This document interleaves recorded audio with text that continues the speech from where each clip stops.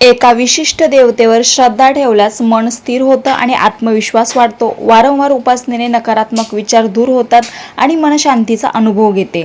वेगवेगळ्या देवतांची उपासना केल्यास मन विचलित होते, परंतु एकाच इष्ट देवतेची नित्य साधना केल्यास आध्यात्मिक उन्नतीला गती मिळते. एका स्तोत्राकडे लक्ष केंद्रित केल्याने मंत्रशक्ती अधिक प्रभावी होते.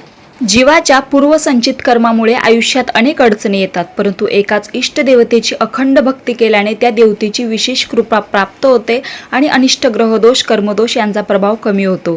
एका देवतेच्या नित्य उपासनेमुळे व्यक्तीचे मन भक्तिरसाने भरले जाते, वाईट प्रवृत्तीवर विजय मिळतो आणि ईश्वराच्या सानिध्यात राहण्याचा अनुभव येतो.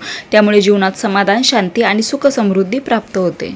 एका इष्टदेवतेची सातत्याने उपासना केल्याने त्या देवतेच्या मंत्राचा प्रभाव अधिक तीव्र होतो. सातत्याने जप केल्याने त्या मंत्रातील शक्ती जागृत होते आणि साधकाच्या आयुष्यात सकारात्मक बदल घडतात. मंत्रशक्तीमुळे मन, शरीर आणि आत्म्यावर चांगला प्रभाव पडतो. जीवनातील अडथळे दूर होतात आणि मनशांती प्राप्त होते. रामकृष्ण हरी.